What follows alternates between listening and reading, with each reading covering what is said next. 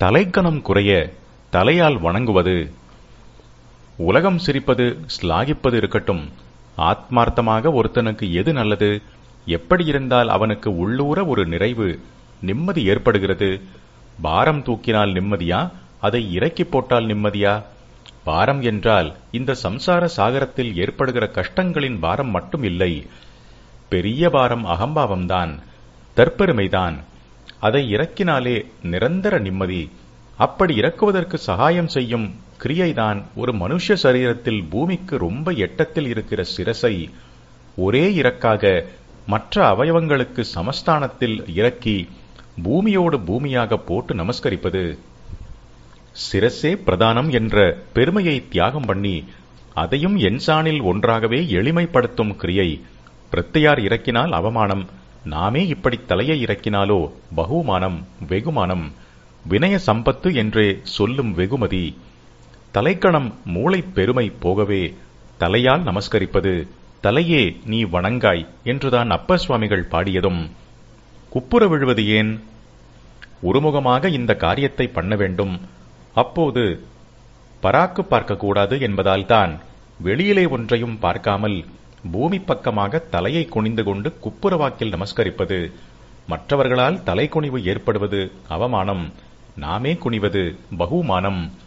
பகிர்முகமாக, வெளிமுகமாக ஒரு ஜீவனை இழுக்கிற இந்திரியங்கள் எல்லாமுமே மல்லாக்கு பக்கத்தில் தானே இருக்கின்றன.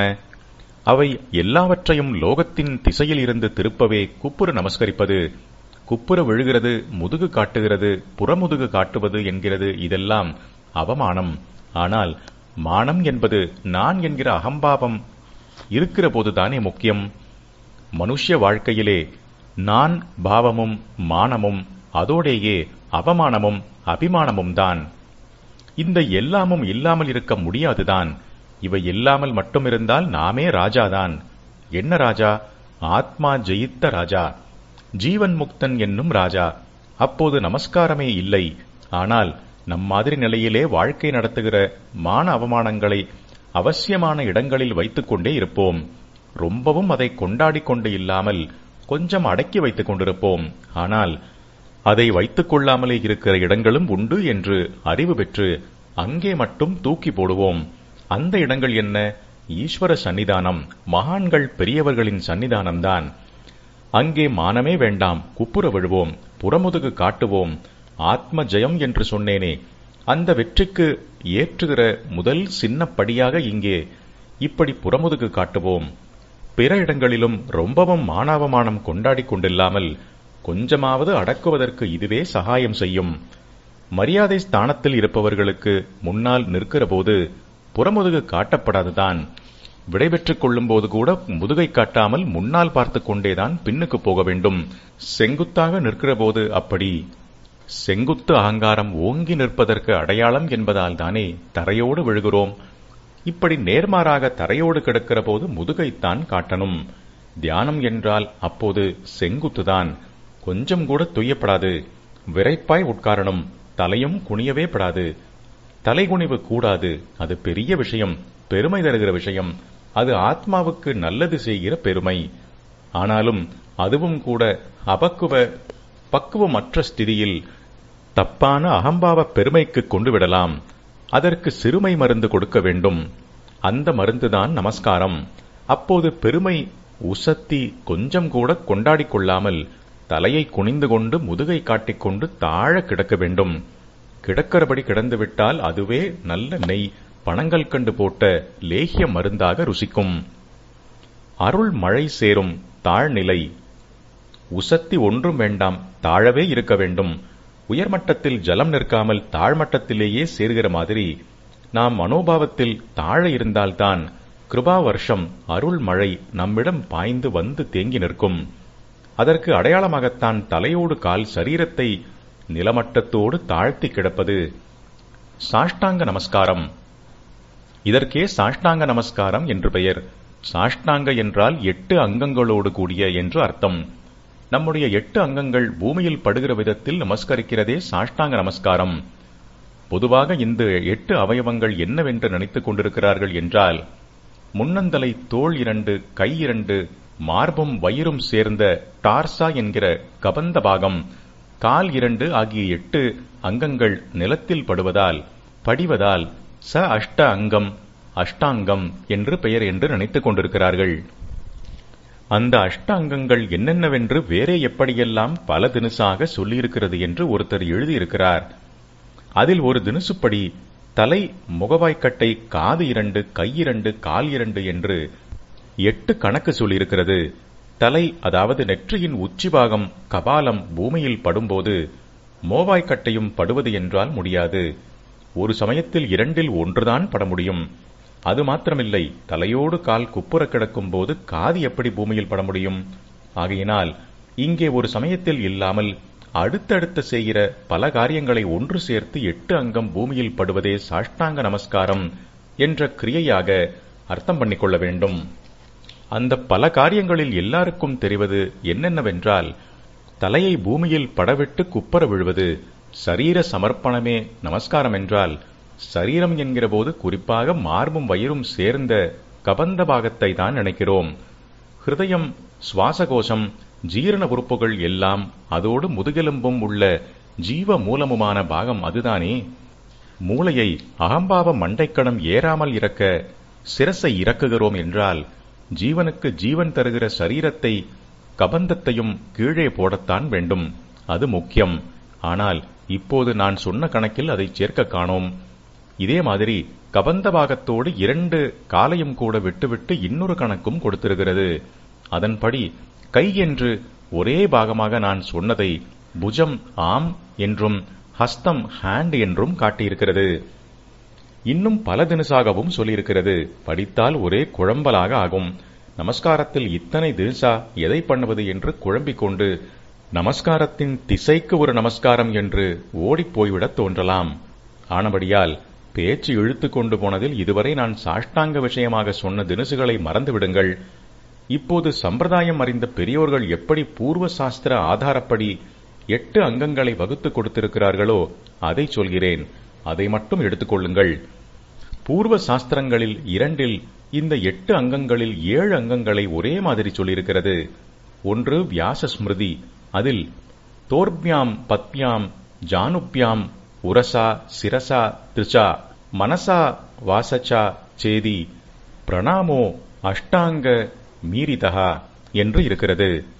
இன்னொன்று பரமேஸ்வர ஆராதனையில் விசேஷமாக உள்ள மகான்யாசத்தில் உமா மகேஸ்வரர்களை எப்படி நமஸ்காரம் பண்ணுவது என்பதற்கு ஆபஸ்தம்ப மகரிஷியின் வாக்கில் சொல்லியிருப்பது உரசா சிரசா திருஷ்டியா வாச்சசா மனசா ததா பத்யாம் கராபியாம் கர்ணாபியாம் பிரணாமோ அஷ்டாங்க உச்சியதே.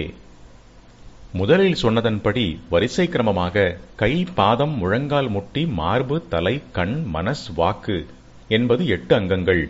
இரண்டாவது சொன்னதில் முழங்கால் இல்லை, அதற்கு பதில் காது இருக்கிறது. வரிசைப்படி அவற்றை ஸ்லோகத்தில் மார்பு, தலை, கண், வாக்கு, மனஸ், கால், கை, காது என்று சொல்லியிருக்கிறது. 2 ஸ்லோகங்களிலும் மனஸ், வாக்கு, கண் என்ற 3ஐ சொல்லியிருக்கிறது. இங்கே கேள்வி வருகிறது, உடம்பைச் சேர்ந்த 8 அங்கங்களை பூமி படப் போடுவதுதான் சாஷ்டாங்க நமஸ்காரம் என்றே நினைத்துக் கொண்டிருக்கிறோம். அதில் மனசும் வாக்கும் எப்படி சேரும்? கண் உடம்பைச் சேர்ந்த அங்கம்தான் என்றாலும் அதை எப்படி பூமியில் படும்படி பண்ணுவது என்று கேள்வி. இதற்கு பதில், இந்த 3ம் கிரியையாய் காரியமாக இல்லாமல் பாவமாக நம் எண்ணத்தில் இருக்க வேண்டியவை. மனசை நாம் நமஸ்கரிக்கும் பெரியவரிடம் தாழ கிடத்த வேண்டும். வாக்கையும் அப்படியே. கண்ணிலே அவர் ஸ்வரூபத்தை நிறுத்தி அதையும் அவருக்கு பணியச் செய்ய வேண்டும். பாவனையான இந்த 3 அங்கங்களை தள்ளிவிட்டால் பாக்கியுள்ள வாஸ்தவத்திலே அங்கம் என்று ஸ்தூலமாக இருக்கப்பட்ட 5 மிஞ்சுகின்றன. ஒரு கணக்கின்படி இந்த 5 கை, பாதம், முழங்கால், மார்பு, தலை, இன்னொன்றின்படி மார்பு, தலை, கை, கால், காது. இவற்றிலே ஒன்றில் முழங்காலையும் அதை மாற்றி இன்னொன்றிலே காதையும் சொல்லியிருக்கிறது. இப்படி 5 5ஆக 2 இருப்பதில் நமக்கு தலையும் மார்பும் ஒவ்வொன்றுதான் இருக்கின்றன. முதல் கணக்கில் வரும் பாதம் என்பதை ஃபூட் என்று மட்டும் அர்த்தம் பண்ணிக்கணும். அதாவது கணுக்காலுக்கு கீழே விரல்களோடு உள்ள பாகம் என்று மாத்திரம். அந்த பாதம், முழங்கால், கை ஆகிய ஒவ்வொன்றும் 2 2 இருக்கின்றன. ஆக ஒரு தலை, ஒரு மார்பு, 2 பாதங்கள், 2 முழங்கால்கள், 2 கைகள் என்று மொத்தம் கூட்டினால் நமஸ்காரத்தில் பிரயோஜனப்படுகிற 8 ஸ்தூலமான அங்கங்களே கிடைத்து விடுகின்றன. இன்னொரு கணக்குப்படி முழங்காலை தள்ளிவிட்டு காதை எடுத்துக்கொண்டோமேயானால் நமக்கு 2 காதுகள் இருக்கின்றனவே. ஆகையினால் இங்கேயும் அஷ்டாங்கம் என்ற கணக்கு நமஸ்கார கிரியையில் நாம் ஸ்தூலமாக பயன்படுத்தக்கூடிய 8 சரீர உறுப்புகளாக இருக்கின்றன. 2லும் உரஸ் என்று வருவது வக்ஷ மார்பு பிரதேசத்தை மட்டும் என்று எடுத்துக்கொள்ளக்கூடாது. அதிலேயே வயிறும் சேர்ந்திருப்பதாக எடுத்துக்கொள்ள வேண்டும். வக்ஷம் பூமியில் படிய நமஸ்கரித்தால் வயிறும் பூமியிலே பட்டுத்தான் ஆக வேண்டும். அதை தனிப்படச் சொல்ல வேண்டியது இல்லை. அதனாலேயே கபந்த பாகம் டார்சா என்கிறேனே, அந்த முழு பாகத்தையுமே உரஸ் என்பதாக இந்த 2 ஸ்லோகங்களிலும் சொல்லியிருக்கிறார்கள். இந்த 2 ஸ்லோகத்தையும் சிஷ்டர்கள் மேலோர் எடுத்துக்கொண்டாலும் இந்த 2லும் கூட பின்னால் சொன்னேனே காதை சேர்ந்த ஸ்லோகம், அதைத்தான் விசேஷமாக போற்றி நடைமுறையிலும் செய்கிறார்கள். முதல் ஸ்லோகம் 2வது ஸ்லோகம் 2லுமே பாதங்களை பத்யாம் என்று சொல்லியிருக்கிறது. ஆனால் முதல் ஸ்லோகத்தில் அதை ஃபூட்டோடு முடித்திருக்கிறது. முழங்கால்களை ஜானுப்யாம் என்று சொல்லியிருக்கிறது. 2ஆம் ஸ்லோகத்தில் அதே பத்யாம் என்ற வார்த்தையால் இடுப்புக்கு கீழே இருந்து கால் விரல்கள் வரை உள்ள லெக் என்ற முழு அவயவத்தையும் குறிப்பிட்டிருக்கிறது.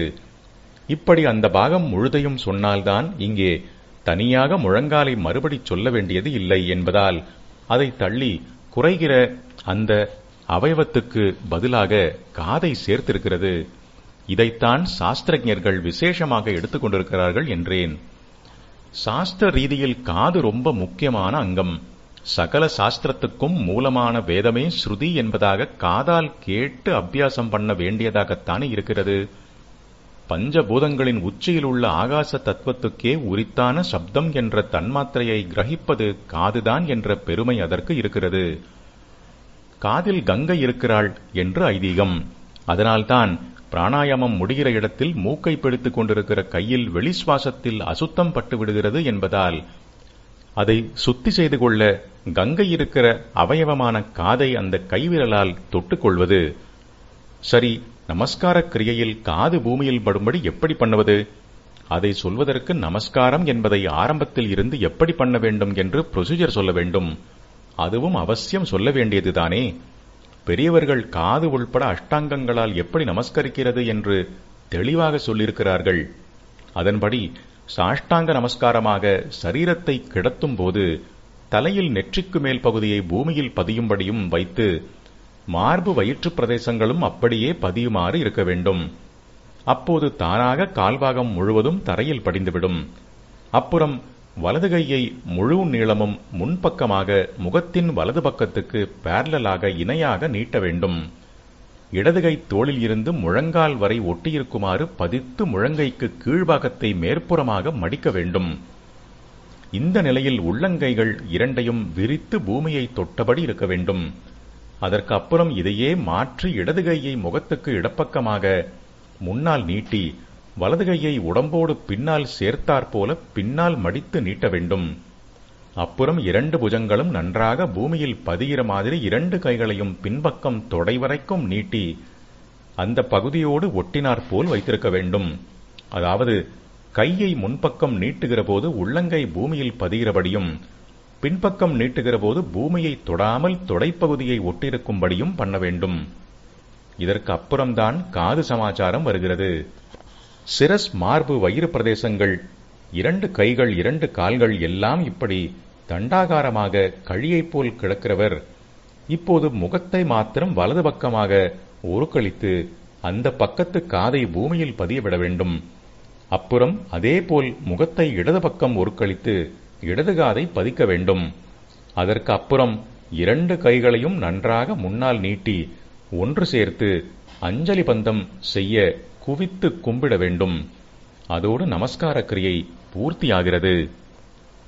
இந்த மாதிரி பல அம்சங்கள் சேர்த்து நமஸ்காரம் பண்ணுவது ஆத்ம அபிவிருத்திக்கு உபயோகமான விதத்தில் சரீர அவயவங்களை பல தினசில் நீட்டி மடக்கி திருப்பி எல்லாம் பண்ணுகிறது. இவற்றால் இது ஒரு தேகாபியாசமே ஆகி யோக சாஸ்திரங்களில் சொல்லியிருக்கிற பல உத்தமமான நாடி சலனங்கள் ஏற்பட்டு ஆத்மாவுக்கு நல்லது பண்ணும். சூரிய நமஸ்காரம் என்று ஏகப்பட்டதாக பண்ணுவது சரீர ரீதியிலேயே எத்தனை பலம் கொடுக்கிறது? டிஸ்கிரிப்ஷனாக, வர்ணனையாக நிறைய சொல்லிவிட்டேன்.